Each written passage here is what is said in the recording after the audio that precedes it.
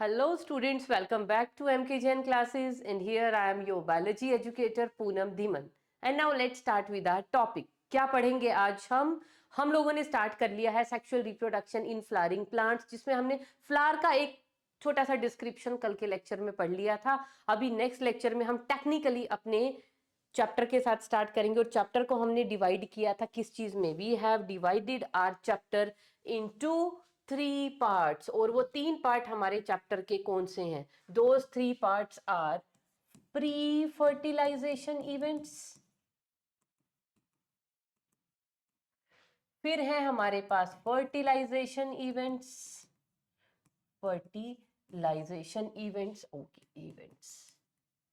And after that we have post fertilisation events. ये 3 parts में हम अपने चैप्टर को पढ़ेंगे। अब इन 3 पार्ट्स में हमें पढ़ना क्या है, उन चीजों को भी छोटा छोटा टेबुलाइज कर लेते हैं हम लोग। तो जब हम प्री फर्टिलाइजेशन इवेंट्स पढ़ेंगे, यहां पे हम क्या पढ़ेंगे? सबसे पहले मेल और फीमेल रिप्रोडक्टिव ऑर्गन्स हमें पता है ना, तो मेल रिप्रोडक्टिव ऑर्गन यहां पढ़ेंगे, फीमेल रिप्रोडक्टिव ऑर्गन पढ़ेंगे। मतलब कि मैं कॉमनली उसको लिख देती हूं, क्या हम रिप्रोडक्टिव ऑर्गन्स के बारे में पढ़ेंगे। रिप्रोडक्टिव ऑर्गन्स क्या है हमारे पास? वो रिप्रोडक्टिव ऑर्गन्स स्टेमन्स हैं और इधर हमारे पास क्या है? कार्पल है।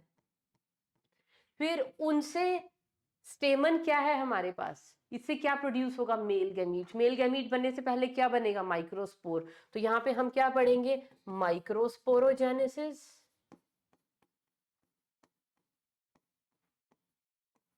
And megasporogenesis.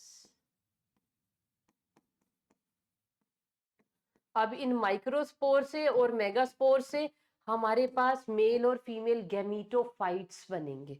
क्या बनेंगे? Male and female gametophytes. और ये गैमीटोफाइट्स क्या बना देंगे? मेल गैमीटोफाइट क्या बनाएगा? Male gamete. गैमीटोफाइट क्या होता है? It is gamete producing body. ऐसे ही फीमेल गैमीट क्या प्रोड्यूस करेगा? Female gamete. फिर हम क्या पढ़ेंगे यहां पे? Will study about the pollination, कि ये जो मेल गैमीट है ये फीमेल गैमीट तक पहुंचेगा कैसे। पॉलिनेशन हो गई, ये वहां तक पहुंच गया, उसके बाद हम क्या करेंगे? Will come on to the fertilisation. Fertilisation का पूरा बड़ा सारा प्रोसेस है। तो यहाँ पे किस टाइप की फर्टिलाइजेशन होती है उसको हम बोलते हैं डबल फर्टिलाइजेशन। तो उसके बारे में पढ़ेंगे। और लास्टली फर्टिलाइजेशन होने के बाद क्या क्या होता है? क्या क्या होता है? यहाँ पे होती है डेवलपमेंट ऑफ एंडोस्पर्म,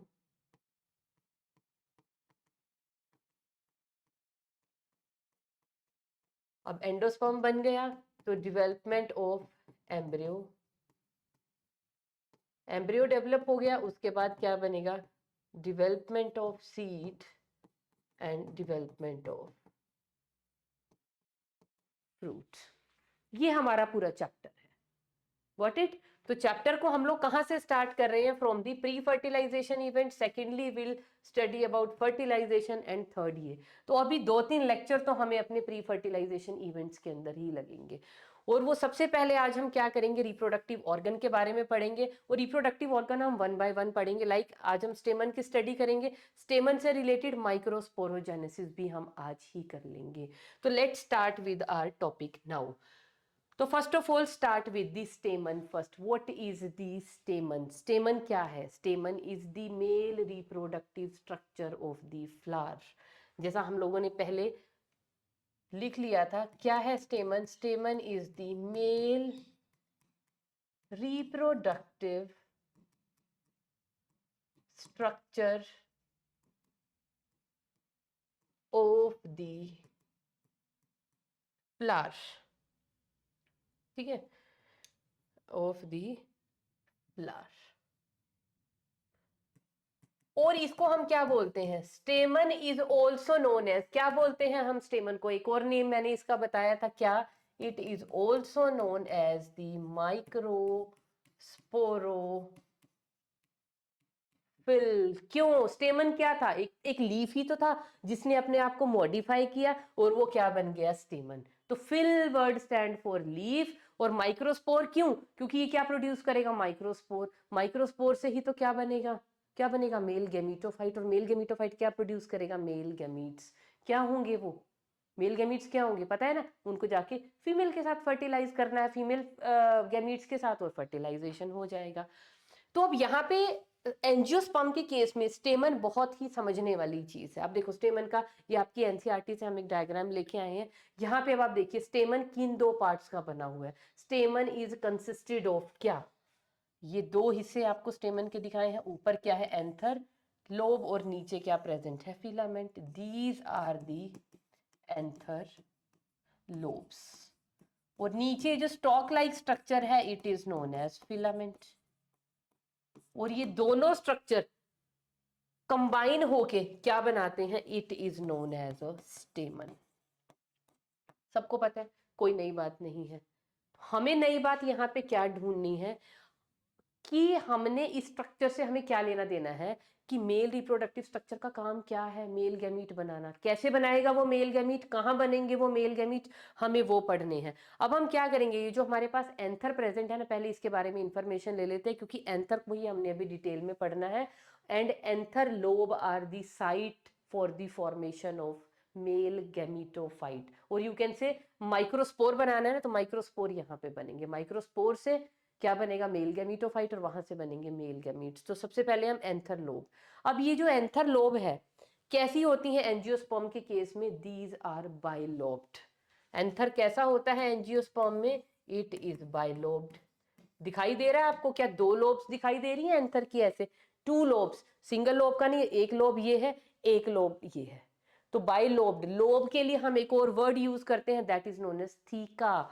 तो बाइलोब्ड को हम और क्या बोल सकते हैं? It is also known as dithecous. क्या बोल सकते हैं हम इसको? It is also known as dithecous. क्योंकि थीका का मीनिंग, बिकॉज थीका, थीका का मीनिंग क्या होता है? थीका का मीनिंग होता है लोब। तो बाइलोब्ड है, या इसको डायथीकस बोल दीजिए। अब जो ईच लोब है, इस हर एक लोब के अंदर क्या प्रेजेंट है? देखो ये एंथर लोब है बेटा, यहां से इसको काटा, जब इसको यहां से काटा, ये एंथर लोब है, इसको मैंने यहां से काटा और मैं अब इसको ऐसे ऊपर से देख रही हूँ, इसका सुपरफिशियल व्यू। तो कटने के बाद ये कैसा दिखाई दे रहा है? This is one lobe, this is another lobe. तो एक लोब के अंदर आपको क्या दिखाई दे रहे हैं? ये दो कुछ गोले गोले जैसी दो कैविटीज दिखाई दे रही हैं। इन कैविटीज को हम क्या बोलते हैं? माइक्रोस्पोरेंजियम। तो this is one microsporangium, this is another microsporangium. और ये दो माइक्रोस्पोरेंजियम किसके अंदर प्रेजेंट है? एक एंथर लोब के अंदर प्रेजेंट है। अब कुछ बच्चे कहेंगे मैम एक नहीं है एंथर लोब, दो है, 1 और 2। नहीं, ये एक ही एंथर लोब में एक कॉन्स्ट्रिक्शन है यहाँ पे। वो कॉन्स्ट्रिक्शन साइड व्यू में आपको ऐसे दिखाई दे रही, ये ऐसे कॉन्स्ट्रिक्शन है। क्यों है ये कॉन्स्ट्रिक्शन? क्योंकि ये है लाइन ऑफ डेहिसेंस। क्या होती है लाइन ऑफ डेहिसेंस? जब ये एंथर लोब पूरी पक जाएगी, मैच्योर हो जाएगी, इसके अंदर पोलन ग्रेन्स बन चुके हैं, तो ये क्या हो जाएगा? ये जो एंथर लोब है ना, एक ऐसी है, यहाँ पे क्या है? ये लेटरल लाइन क्या है? इसको हम क्या बोलते हैं? Line of dehiscence. तो यहाँ से ऐसे फट जाएगा ये एंथर, और जितने पोलन ग्रेन इसके अंदर है रिलीज हो जाएंगे। और इस लाइन ऑफ डेहिसेंस के ऊपर क्या प्रेजेंट होती हैं? Stomium cells. ठीक है, इतनी डिटेल्स हमें नहीं है, पर चलो अभी जब हम इसका डिटेल स्ट्रक्चर पढ़ेंगे तो वहां पे ये सब चीजें आपको बता दूंगी। तो एक लोब के अंदर कितनी कैविटीज प्रेजेंट है? 2। उन कैविटीज को हम क्या बोलते हैं? स्पोरेंजियम। लेकिन यहाँ पे मैं नेम लिखूंगी माइक्रोस्पोरेंजियम, क्योंकि मेल से रिलेटेड जो भी चीज होंगी उनको हम क्या बोलेंगे? माइक्रो। और फीमेल रिप्रोडक्टिव स्ट्रक्चर से रिलेटेड जितनी चीजें होंगी उनको हम क्या बोलेंगे? मेगा। तो ये स्पोरेंजियम कौन सा हुआ? स्टेमन का है, मेल रिप्रोडक्टिव स्ट्रक्चर का है, तो माइक्रोस्पोरेंजियम। तो ईच लोब जो है वो कैसी है एंजियोस्पर्म में? Each lobe is bisporangiate. हर एक लोब के अंदर क्या है? बायोस्पोरेंजिएट। बायोस्पोरेंजिएट का मतलब समझ रहे हो? 2 माइक्रोस्पोरेंजियम प्रेजेंट, 2 माइक्रोस्पोरेंजियम प्रेजेंट है हर एक लोब के अंदर। तो ये जो पूरा एंथर है, होल एंथर, इसको हम क्या बोलेंगे?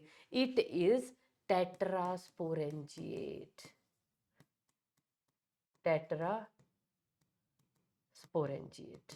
तो अगर आपसे कोई एंजियोस्पर्मिक फ्लावर के एंथर की बात करें तो कैसा होता है, उसकी डिस्क्रिप्शन में आप क्या लिखोगे? The anther is dithecous and tetrasporangiate. कैसा एंथर है? डायथीकस है, दो लोब है, थीका का मतलब लोब, तो दो थीका प्रेजेंट है, और ईच लोब के अंदर क्योंकि दो माइक्रोस्पोरेंजिया हैं तो दो लोब के अंदर कितने माइक्रोस्पोरेंजिया हो जाएंगे? 4। देखो डायग्राम में है भी 1 माइक्रोस्पोरेंजिया, 2, ये एक लोब है, this is another lobe, 1 microsporangium, this is another microsporangium. और ये जो फिलामेंट है, ये लोब्स है, इन लोब से यहां से ऐसे ये फिलामेंट जुड़ा हुआ है, फिलामेंट जहां पे लोब से अटैच है वहां पे क्या है? सम स्टेराइल टिश्यू इज प्रेजेंट। उस स्टेराइल टिश्यू को हम क्या बोलते हैं? कनेक्टिव। वो भी डिटेल स्ट्रक्चर के अंदर मैं आपको दिखाऊंगी। तो एंथर लोब्स का फंक्शन आपको पता चल गया। फिलामेंट का काम क्या है? ये क्या करते हैं? इनको बाहर की तरफ एक्सपोज करवा के रखते हैं एंथर्स को। तो एंथर लोब कैसी हैं? ये बहुत इंपॉर्टेंट है, इसको आप मार्क कर लीजिए कि एंजियोस्पर्म के केस में एंथर लोब कैसी हैं? डायथीकस है एंड टेट्रास्पोरेंजिएट है। और ये जो स्पोरेंजियम है ना बेटा, this sporangium is the site of microsporogenesis. यहाँ पे क्या बनेंगे? माइक्रोस्पोर बनेंगे। सबसे पहले तो हम क्या करेंगे, ये जो एंथर लोब है इसका एक टीएस हमारी एनसीईआरटी की बुक के अंदर भी दिया गया है, वो बहुत इंपॉर्टेंट है, डिटेल्ड स्ट्रक्चर ऑफ एंथर। तो स्ट्रक्चर ऑफ एंथर पढ़ने से पहले हम क्या करेंगे, ये एंथर कभी बना कैसे होगा? फ्लावर के ऊपर, डिवेलपमेंट ऑफ एंथर। तो पहले हम किसकी बात करेंगे? Development of anther. कैसे बना है ये एंथर? क्योंकि जब स्टार्टिंग में ये कभी बनना, जब ये फ्लावर लगा, सेपल पेटल, और जब एंथर डेवलप हो रहा था तो एंथर क्या था? पैरेनकाइमेटस सेल का एक मास था। इनिशियली ये जो एंथर था ना, एंथर ये ऐसे नहीं था, इसके अंदर माइक्रोस्पोरेंजिया है, ये है वो है, कुछ भी नहीं था। एंथर क्या था? Initially it was just parenchymatous mass of cells, है ना? ये इस तरह का एक स्ट्रक्चर था, बस ऐसे। और इसके अंदर सारी की सारी क्या भरी हुई थी? Parenchymatous cell. तो ये जो पैरेनकाइमा, और ये बाहर क्या प्रेजेंट है आपको पता है? पैरेनकाइमा के बाहर क्या प्रेजेंट होता है? ऑलवेज एपिडर्मिस प्रेजेंट होती है। तो क्या है? ये है एक पैरेनकाइमेटस मास, ये है इसका फिलामेंट, और इसके अंदर क्या फील्ड थी हमारे पास? Parenchyma cell. ये लीजिए, इस तरह का ये एक स्ट्रक्चर था। और बाहर क्या प्रेजेंट है? बाहर प्रेजेंट है एपिडर्मिस।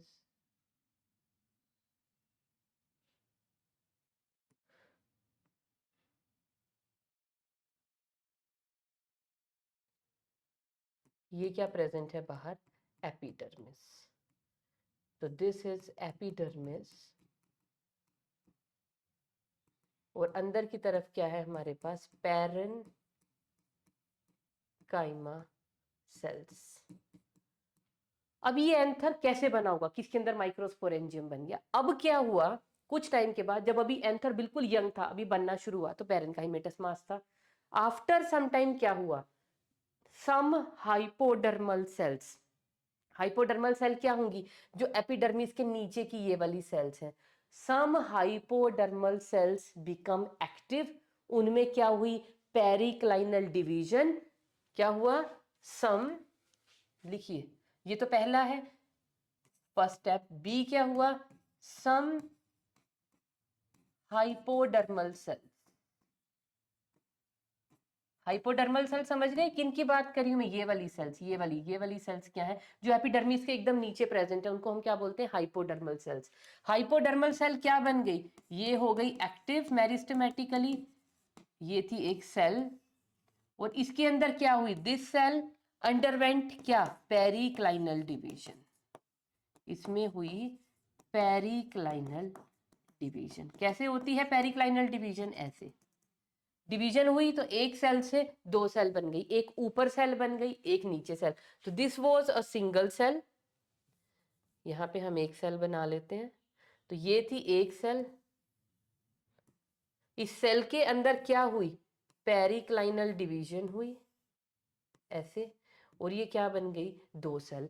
पेरिक्लाइनल डिवीजन होने के बाद जो अपर सेल थी, दो सेल्स बन गई ना, तो जो एपिडर्मिस के नीचे, जैसे अब ये एक सेल है, दिस वन सेल, अगर इसकी ऐसे पेरिक्लाइनल डिवीजन हुई ऐसी, तो एक सेल बाहर कटी है, एक सेल अंदर की तरफ बनी है नहीं, तो जो बाहर वाली सेल है उसको हम बोलते हैं प्राइमरी पैराइटल सेल। तो एक आउटर सेल बनी, एक इनर सेल बनी। जो आउटर सेल है उसको हम क्या बोलते हैं, that is known as primary parietal cell, जो फर्दर क्या बनाएगी, एंथर की वॉल्स बनाएगी। क्या फेट है इसका, ये सेल क्या बनाएंगी, walls of anther, walls of anther. और ये वाली जो इनर है, इनर, इसको हम क्या बोलते हैं, it is known as primary sporogenous cell. और ये स्पोरोजिनस सेल क्या बनाएगी, it will form the microsporangium.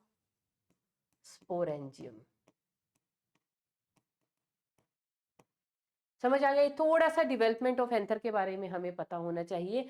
तो हाइपोडर्मल सेल है, हाइपोडर्मल सेल में पेरिक्लाइनल डिवीजन हुआ, हमारे पास दो सेल बन गई, एक आउटर सेल एक इनर सेल। आउटर सेल का काम क्या है, वॉल ऑफ एंथर बनाएगी, और इनर सेल क्या बनाएगी, माइक्रोस्पोरेंजियम, जिससे हमारे पास क्या आ जाएगा, एक फुल फ्लेज मैच्योर एंथर आ जाएगा।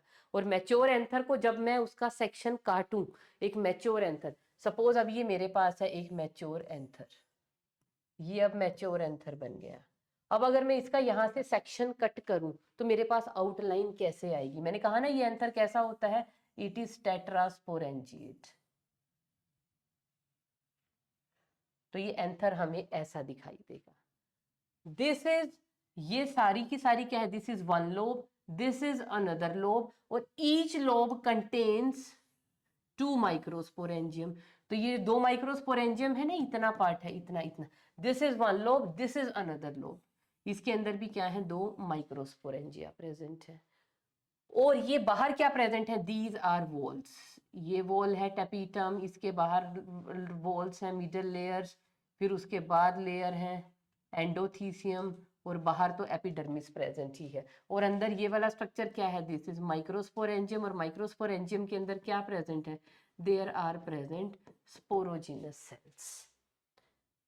तो ये क्या है, this is TS of mature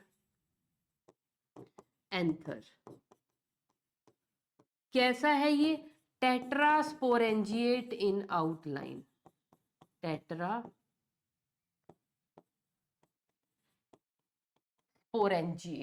और क्या स्पेशलिटी थी इसकी, ये क्या है, डाइथिकस। तो कितने, tetra means four, sporangiate means microsporangium, चार प्रेजेंट है। तो अब अगला काम हमारा है ही क्या, डिटेल्ड स्ट्रक्चर ऑफ माइक्रोस्पोरेंजियम, इसका स्ट्रक्चर अब हमें पढ़ना है। ये अगेन इमेज हमारी एनसीईआरटी का इमेज है। यहाँ पे हमें क्या दिया हुआ है, ये एक एंथर है जिसमें क्या हो गई, डेहिसेंस, डेहिस्ड मैच्योर एंथर। ये क्या है, ये अभी उससे थोड़ा डेहिसेंस से पहले वाला जो है केस लिया हुआ है। तो स्ट्रक्चर ऑफ माइक्रोस्पोरेंजियम, इसमें क्या क्या है, माइक्रोस्पोरेंजियम में मतलब एंथर के, सिर्फ इस माइक्रोस्पोरेंजियम का स्ट्रक्चर हम जब पढ़ेंगे तो माइक्रोस्पोरेंजियम के बाहर क्या प्रेजेंट है, देयर आर प्रेजेंट वॉल्स। और वो वॉल कौन कौन सी हैं, देखो इनको लेबल कर लेते हैं हम लोग। वॉल कौन सी हैं, माइक्रोस्पोरेंजियम के, देखो सबसे बाहर तो हो गई epidermis, this is first layer. Epidermis के अंदर क्या प्रेजेंट है, एंडोथीसियम। एंडोथीसियम के अंदर क्या प्रेजेंट है, मिडल लेयर्स। मिडल लेयर के अंदर क्या प्रेजेंट है, टेपिटम सेल। और टेपिटम सेल के अंदर ये सारा का सारा क्या प्रेजेंट है, माइक्रोस्पोरेंजियम। तो अभी इन्हीं को हमें वन बाय वन सभी चीजों को पढ़ना है। चलिए अब क्या करें, स्ट्रक्चर ऑफ माइक्रोस्पोरेंजियम पढ़ने के लिए पहले हम क्या पढ़ेंगे, we will study about the anther walls. अब एंथर, अच्छा एंथर वॉल नहीं लिखते हम, इसको क्या लिखेंगे, कवरिंग अराउंड माइक्रोस्पोरेंजियम। क्या क्या प्रेजेंट होता है माइक्रोस्पोरेंजियम के एकदम बाहर? सबसे पहले तो प्रेजेंट होती है क्या? एपिडर्मिस। कैसी होती है भाई एपिडर्मिस? एपिडर्मिस के बारे में बता सकते हो? ये देखो बाहर जो पिंक कलर की है, दिस ऑल इज एपिडर्मिस। ये भी यहाँ पे भी इन्होंने लेबल किया है, दिस इज एपिडर्मिस। कैसी है एपिडर्मिस? सबसे पहले क्या दिखाई दे रहा है आपको? It is an outer most layer. और क्या दिख रहा है भाई इसके बारे में? सिंगल लेयर्ड है। क्या कहीं पे दो तीन लेयर दिख रही हैं? नहीं दिख रही हैं, सिंगल लेयर्ड है। क्योंकि बाहर है, सिंगल लेयर्ड है, क्या फंक्शन है इसका? It is protective in nature. और क्या है कि कैसी सेल्स की बनी हुई है? Epidermis is always parenchymatous. Parenchymatous. बस एपिडर्मिस के बारे में हमें और कुछ भी नहीं पता करना है। उसके बाद आ जाएगी हमारे पास सेकेंड लेयर। सेकेंड लेयर क्या है? Below the epidermis is present endothecium. Very important layer, endothecium. कहां पे प्रेजेंट है? Below the epidermis. कैसी है बेटा? It is single layered. कैसी सेल्स हैं? रेडियली इलोंगेटेड सेल्स की बनी हुई है, रेडियली इलोंगेटेड सेल्स। उन सेल्स के पास क्या है? कुछ थिकनिंग्स प्रेजेंट है। थिकनिंग किस चीज की प्रेजेंट है? Of the cellulose. तो inner wall of the cells, inner wall of the cells पे क्या प्रेजेंट है? सेल्यूलोजिक थिकनिंग्स प्रेजेंट है, सेल्यूलोजिक थिकनिंग्स। और उन थिकनिंग्स के साथ क्या है? स्मॉल स्मॉल अमाउंट जो है पैक्टिन का और लिग्निन का भी प्रेजेंट होता है, लेकिन वो लिखा नहीं हुआ बुक में, तो हम भी नहीं लिखेंगे। सिर्फ सेल्यूलोजिक थिकनिंग्स प्रेजेंट होती हैं। और इस लेयर का फंक्शन क्या होता है? It help in the dehiscence of anther. क्या मेन फंक्शन है इसका? Helps in dehiscence of anther, dehiscence of anther. क्योंकि जब एंथर अभी यंग है, अभी तो उसके अंदर माइक्रोस्पोरेंजियम जस्ट बने हैं, उन माइक्रोस्पोरेंजियम के अंदर क्या भरा हुआ है? Sporogenous tissue. वो स्पोरोजिनस टिश्यू जब ये एंथर धीरे धीरे वो डेवलप होगा, मैच्योर होगा, मैच्योर होगा, तो ये जो स्पोरोजिनस मास है ना, ये किस में चेंज हो जाएगा? Into microspore mother cells. और वो माइक्रोस्पोर मदर सेल फिर क्या बनाएंगी? माइटोसिस से मियोसिस से क्या बनाएंगी? माइक्रोस्पोर्स। तो इस माइक्रोस्पोरेंजियम के अंदर क्या होगी? माइक्रोस्पोरोजेनेसिस। और वो जो माइक्रोस्पोर है वो फिर किसमें ट्रांसफॉर्म हो जाएंगे? Into pollen grain. जब वो पोलन ग्रेन बन गए तो ये जो मैच्योर एंथर है ये क्या हो जाएगा? फट जाएगा। कैसे फटेगा? डिहाइड्रेट हो जाएगा। इसको पानी की सप्लाई बंद कर दी जाएगी। जब पानी की सप्लाई बंद होगी, डिहाइड्रेट होगा, क्योंकि ये लेयर हाईली हाइग्रोस्कोपिक है। कैसे है? ये जो एंडोथीसियम लेयर है ना, देखो इसकी ऐसी रेडियली इलोंगेटेड सेल्स है। और इस तरफ की सेल्स के ऊपर क्या प्रेजेंट है? यहाँ पे प्रेजेंट है हमारे पास सेल्यूलोजिक थिकनिंग्स। और जब इसका पानी सूखेगा इन सेल्स का, तो ये सेल्स क्या हो जाएंगी? श्रीवल। अंदर वाली लेयर तो क्या है? थिक लेयर है, इसको तो कोई इफेक्ट नहीं पड़ेगा। ये वाली लेयर सूखेगी और ये कहाँ प्रेजेंट है? इसके ऊपर क्या प्रेजेंट है? एपिडर्मिस। तो एपिडर्मिस का पानी सूखेगा तो ये सेल जब श्रिंक होगी तो इसका एपिडर्मिस से कॉन्टेक्ट टूट जाएगा।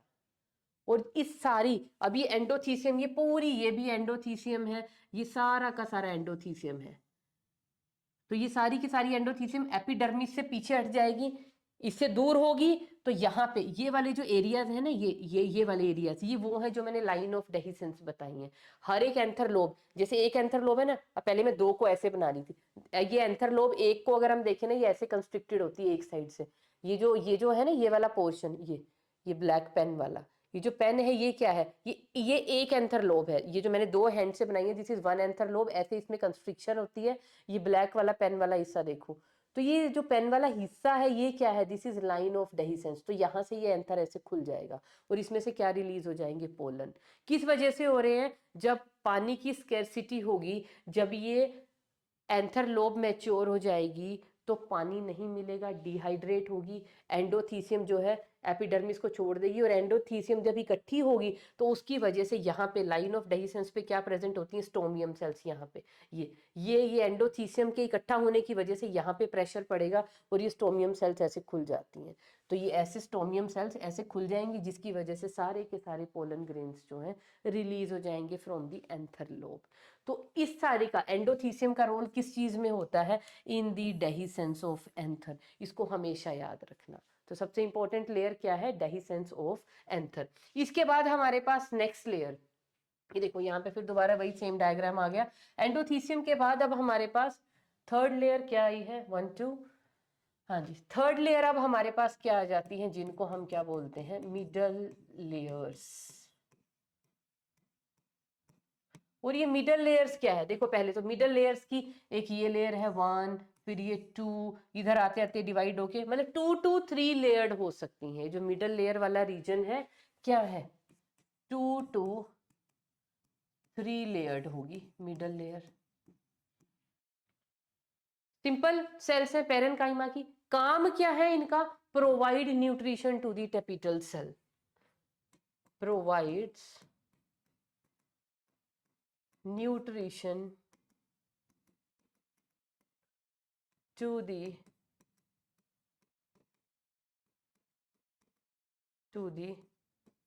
टेपिटल सेल्स। क्योंकि देखो, और प्रेजेंट कहां पे होती हैं, ये मैंने लिखा ही नहीं, मिडल लेयर्स कहां पे प्रेजेंट होती हैं, बिलो दी एंडोथीसियम। बात समझ रहे हो ना, अगर ये एंथर है सबसे बाहर क्या प्रेजेंट है, एपिडर्मिस। एपिडर्मिस के नीचे क्या प्रेजेंट है, एंडोथीसियम।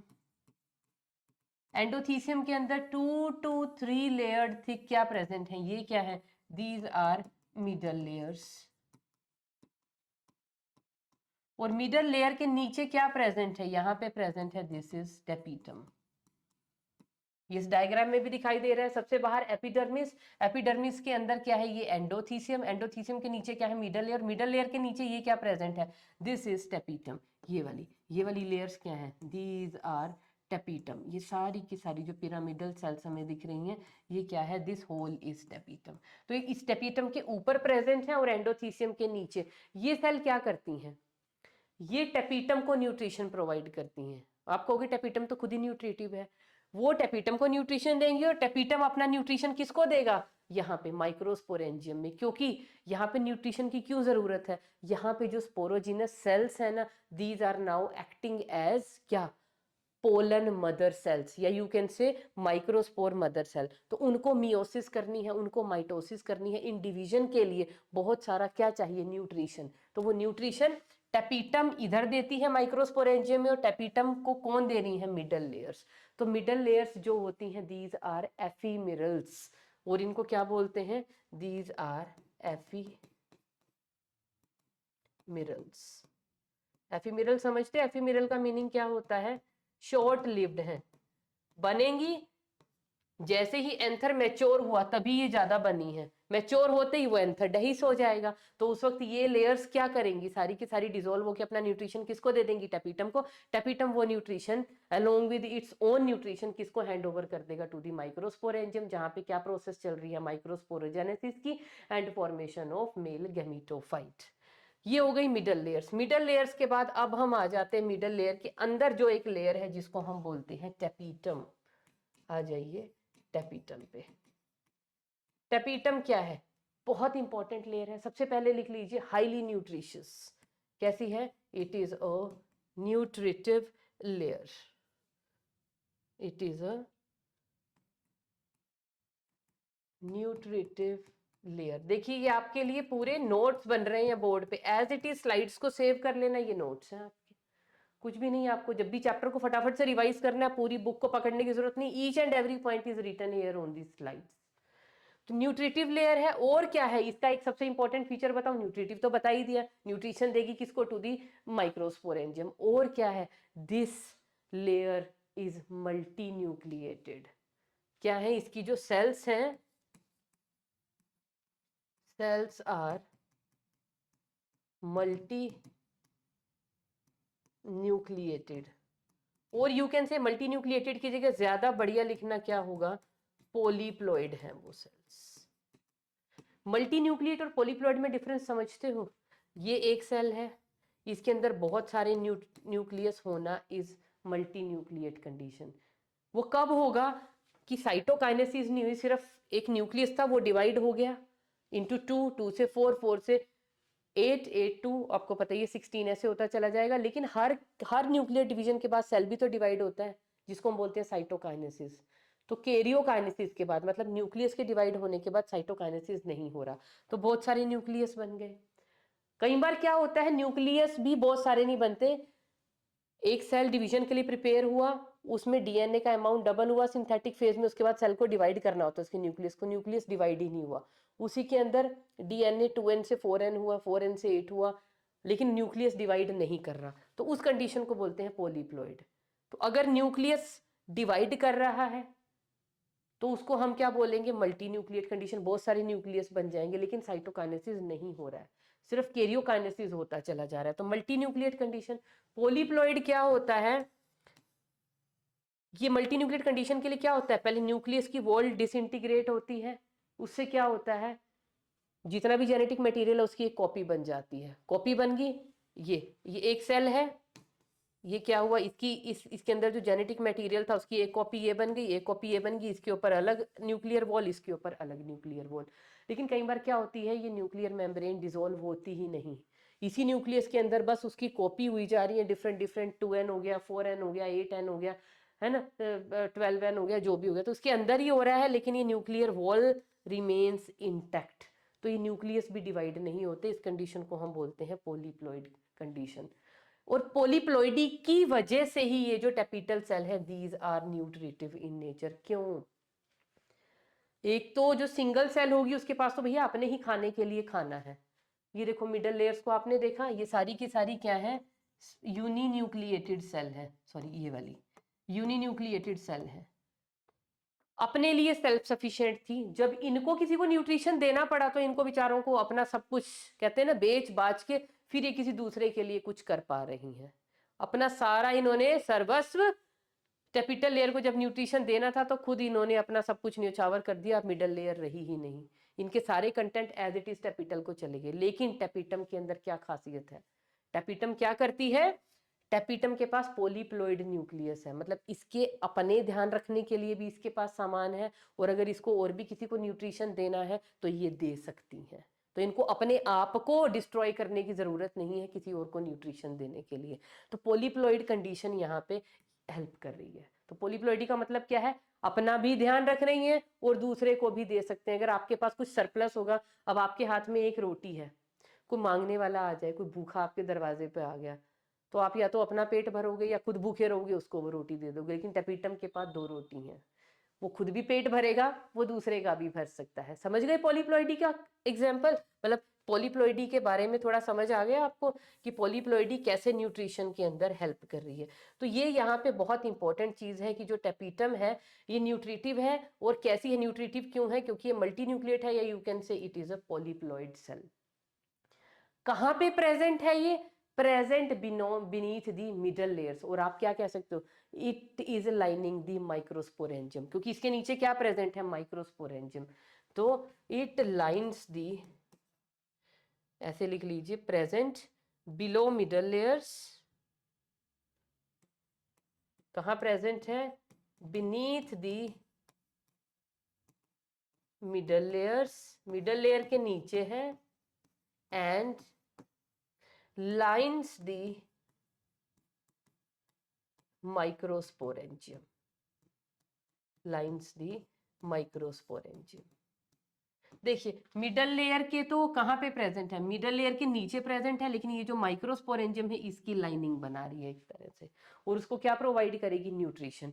इसके अलावा टेपिटम के बारे में ना कई बार बेटा बोर्ड में आपको पूरा नोट ही लिखने को आ जाता है, तो क्या लिखोगे टेपिटम के बारे में, और इसमें बस इतना लिख के छोड़ दोगे, नहीं, इसके और बहुत सारे फंक्शन है। सबसे पहला फंक्शन तो आपने क्या लिखा, ये न्यूट्रिटिव लेयर है। दूसरा फंक्शन और क्या है, it also provide callase enzyme, callase enzyme activity भी ये शो करती है टेपिटम लेयर।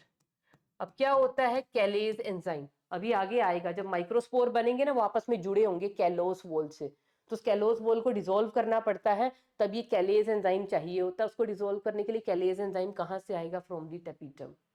अब वो माइक्रोस्पोर जब पोलन ग्रेन बनेंगे तो उनके ऊपर एक थिक वॉल आती है जिसको बोलते हैं स्पोरोपोलेनिन, तो वो स्पोरोपोलेनिन भी कौन बनाता है, टेपिटम। Sporopollenin formation. इसके अलावा स्पोरोपोलेनिन का कहां पे काम होता है, इन दी कंपैटिबिलिटी रिएक्शंस, इन दी कंपैटिबिलिटी प्रोटीन्स बनाती है ये, कब, जब पोलन पिस्टिल इंटरेक्शन होगा ना, जब वो पोलन उड़ा पोलिनेशन से स्टिग्मा के ऊपर चला गया, तो स्टिग्मा कैसे पहचानेगा, भैया ये मेरे ही फ्लावर का पोलन है या किसी और का है, क्या मैं इसको अलाउड करूं जर्मिनेट करने के लिए या नहीं, तो वो पोलन आके अपनी इंट्रोडक्शन देता है, भाई I am related to your species only, तो आप मुझे अलाउ कर सकते हो जर्मिनेट करने के लिए। तो वहां पे कुछ प्रोटीन्स और प्रोटीन के डायलॉग्स होते हैं, स्टिग्मा के प्रोटीन और पोलन के प्रोटीन, तो उन केमिकल डायलॉगिंग को ही हम क्या बोलते हैं, वो कंपैटिबिलिटी प्रोटीन होते हैं। अगर वो कंपैटिबल होंगे स्टिग्मा के और पोलन के प्रोटीन, तो पोलन उसके ऊपर जर्मिनेट कर जाएगा, अगर नहीं होंगे कंपैटिबल तो वो नहीं करेगा। तो ये जो कंपैटिबिलिटी प्रोटीन बनाने का काम होता है ये भी किसका होता है, टेपिटम का। तो इसके 4-5 बहुत इंपॉर्टेंट फंक्शन है, इनको आप याद रखेंगे। क्या, सबसे पहला फंक्शन न्यूट्रिटिव लेयर, दूसरी चीज स्पोरोपोलिन प्रोडक्शन, तीसरा callase enzyme, fourth compatibility protein produce करना। ये जो टेपिटम लेयर है, कई बुक्स के अंदर क्या होता है इसके बारे में और क्या दिया होता है, टेपिटम जो है 2 तरीके की होती है। बहुत सारे बच्चे ना कुछ थोड़ी ज्यादा नॉलेज रखते हैं और फिर वो परेशान हो जाते हैं, तो टेपिटम मैं वो भी बता ही देती हूँ आपको। टेपिटम 2 टाइप की होती है, एक तो होती है सिक्रीटरी या जिसको हम बोलते हैं ग्लैंड्यूलर, और दूसरी टाइप होती है इसकी अमीबॉइड।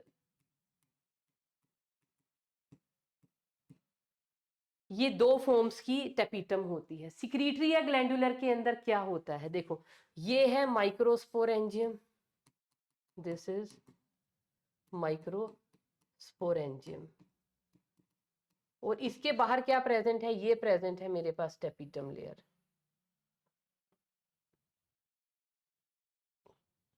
अब इस टेपिटम के पास क्या है, ये बड़े बड़े पॉलीप्लॉइड न्यूक्लियस है, ठीक है, ये बाहर मैंने क्या बनाई है, टेपिटम। अब इस माइक्रोस्पोरेंजियम को जब इस टेपिटम को न्यूट्रिशन देना है, तो न्यूट्रिशन कैसे देगी, खुद नहीं जाके उसके अंदर घुस रही है, ये क्या करेगी, अपना न्यूट्रिशन छोटे छोटे वेसिकल्स के फॉर्म में, ऐसे ये टेपिटल सेल जो है छोटे छोटे वेसिकल बनाएगी, और वो वेसिकल यहाँ पे जाएंगे माइक्रोस्पोरेंजियम के अंदर, बस्ट कर जाएंगे, उनसे इस माइक्रोस्पोरेंजियम की सेल्स को क्या मिलेगा, न्यूट्रिशन। तो ये जो न्यूट्रिशन देती है, न्यूट्रिशन कैसे प्रोवाइड करेगी, by vesicle formation, vesicle formation, vesicles बनेंगे छोटे छोटे, ये सेल है इसने एक वेसिकल बनाया, ये वेसिकल कहाँ चला गया, माइक्रोस्पोरेंजियम के पास, और इस वेसिकल के अंदर क्या प्रेजेंट था, nutrition for the cells present in the microsporangium. कौन सी सेल प्रेजेंट होती है माइक्रोस्पोरेंजियम में, स्पोरोजीनस सेल्स प्रेजेंट होती हैं, तो उनको न्यूट्रिशन मिल गया, फिर वो डिवाइड करना शुरू कर देंगी। तो सेल अपने आप नहीं गई, उसने छोटे छोटे पैकेज भेजे, छोटे छोटे पैकेज्ड फूड भी भेजे कि भैया इनको खाओ, तंदुरुस्त हो जाओ और काम पे लग जाओ। लेकिन यहाँ पे क्या होता है एमीबॉइडल के केस में, एमीबॉइडल में क्या होता है, ये जैसे यहाँ पे क्या प्रेजेंट है, बीच में हमारा माइक्रोस्पोरेंजियम, बाहर मेरे पास क्या प्रेजेंट है, ये प्रेजेंट है टेपिटल सेल्स। टेपिटल सेल के पास क्या है, ये बड़े बड़े पोलीप्लॉइड न्यूक्लियाई प्रेजेंट है। यहाँ पे क्या होता है, ये जो सेल है ना, सेल इटसेल्फ डिसइंटीग्रेट्स, ये लो सॉरी, सेल्स जो हैं ये सेल्स ही डिसइंटीग्रेट कर जाती हैं, ये लो सेल्स डिसइंटीग्रेट हुई और इन्होंने अपने कंटेंट कहाँ पे दे दिए, ये देखो ये सेल्स हो गई डिसइंटीग्रेट और इन्होंने अपने सारे कंटेंट कहाँ पे डाल दिए, टू दी माइक्रोस्पोरेंजियम। तो सेल खुद खत्म, खुद डिसॉल्व हो गई, खुद डिसॉल्व हुई और अपने सारे कंटेंट किसको दे दिए, टू दी माइक्रोस्पोरेंजियम। तो सेल dissolves यहाँ पे पूरी की पूरी सेल ही डिसॉल्व हो जाती हैं और सारे न्यूट्रिएंट्स किसको दे दिए, टू दी माइक्रोस्पोरेंजियम, तो सेल बचा ही नहीं। इस टाइप की टेपिटल सेल्स को हम क्या बोलते हैं, एमीबॉइडल। और ये वाला जो इस टाइप की जो टेपिटम थी, it was very primitive type की प्लांट्स के अंदर ये देखने को मिलती है मैक्सिमम में। इन मेजॉरिटी ऑफ दी एंथर्स क्या देखने को मिलती है हमें, सिक्रीटरी टाइप की, कि टेपिटम इंटैक्ट रहती है लेकिन वो न्यूट्रिशन वेसिकल्स के थ्रू भेजती है। तो ये है वो दो डिफरेंट फॉर्म्स जिनके बारे में मैक्सिमम टाइम बच्चे पूछते हैं।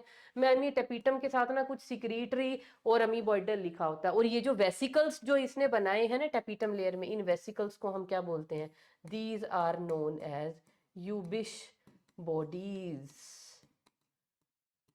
तो कई बुक्स के अंदर एक बड़ा स्पेशल फंक्शन यहाँ पे लिखा होता है टेपिटम का, क्या, टू फॉर्म दी यूबिश बॉडीज। यहाँ पे लिख देती हूँ, यूबिश बॉडी फॉर्मेशन। तो इसको एक अलग स्टेप लिखने की बजाय ये न्यूट्रिशन में ही आ जाता है। तो यूबिश बॉडी किसके लिए काम कर रही है, क्या है ये, दीज आर न्यूट्रिटिव वेसिकल्स। तो न्यूट्रिशन वाले पॉइंट के अंदर ही आ जाना चाहिए ये। तो क्या हमें एंथर का पूरा मैच्योर एंथर का क्या हमें स्ट्रक्चर समझ में आ गया। देखो मैच्योर एंथर के अंदर क्या है, हम यहाँ से देख लेते हैं हमारे एनसीईआरटी के डायग्राम को। सबसे पहले आउटलाइन कैसी है इसकी, ऐसी है, tetrasporangiate. This is one lobe, this is another lobe. Her lobe के अंदर क्या प्रेजेंट है, 2 माइक्रोस्पोरेंजिया। तो पूरा का पूरा एंथर क्या हो गया, डायथीकस एंड टेट्रास्पोरेंजिएट। अब अगर मैं इतने हिस्से को, इन्होंने राउंडेड हिस्से को थोड़ा सा क्या करके दिखाया है, मॉडिफाई, उसके अंदर हमें इसकी क्या पता चल रही है कि epidermis, endothecium, middle layer, tapetum layer. तो ये सारी की सारी क्या प्रेजेंट है, इन सबको हम कलेक्टिवली क्या बोलते हैं, एंथर वॉल। और एंथर वॉल के अंदर क्या प्रेजेंट है, माइक्रोस्पोरेंजियम। तो डिटेल में हमने कर लिया। ये देखो ये क्या है, this is the diagram of, ये क्या है, मैच्योर एंथर का डायग्राम। मैच्योर एंथर किस वक्त इतना मैच्योर हो गया कि वो डेहिस हो गया, उसमें डेहिसेंस हो गई, फट गया है वो। इसमें से ये क्या आ रहे हैं बाहर की तरफ, these are pollen grains release हो रहे हैं।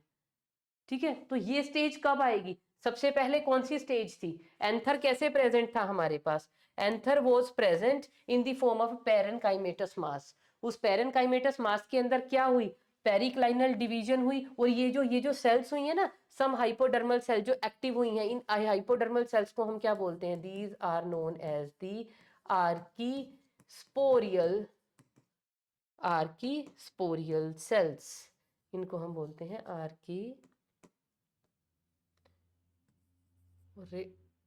these are known as archisporial cells।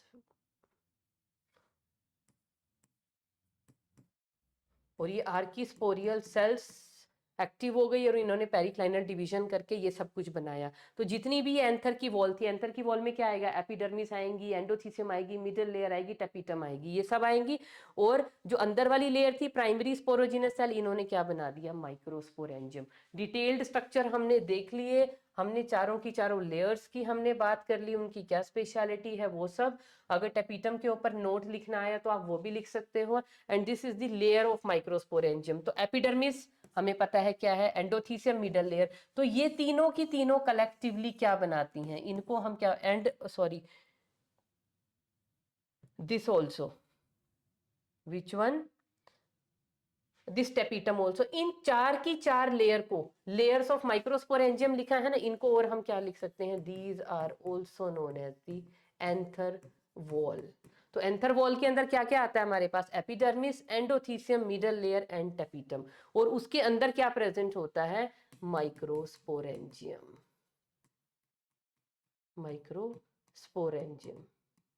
तो ये सारी की सारी जो लेयर ऑफ माइक्रोस्पोरेंजियम है, इनको हम और क्या बोलते हैं, लेयर्स ऑफ एंथर या एंथर वॉल। तो anther wall is comprised of epidermis, endothecium, middle layer and tapetum. और ऑर्डर भी इनका बाहर से अंदर की तरफ क्या है, पेरिफेरी पे एपिडर्मिस, उसके बाद उसके नीचे एंडोथीसियम, एंडोथीसियम के नीचे मिडल लेयर, सबसे नीचे टेपिटम, और टेपिटम के बाद यहाँ पे क्या आ जाएगा, microsporangium.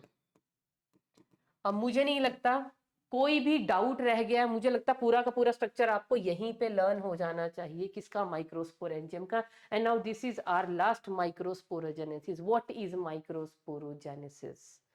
Process of, write down, process of formation of microspores। और ये माइक्रोस्पोर कैसे होंगे, कैसे होंगे? हैप्लोइड। फ्रॉम किससे? Microspore mother cells.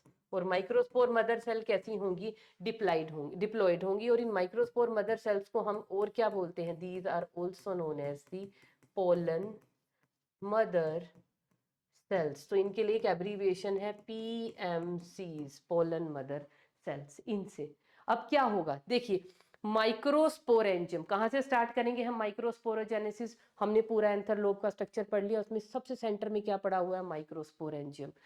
तो माइक्रोस्पोरेंजियम,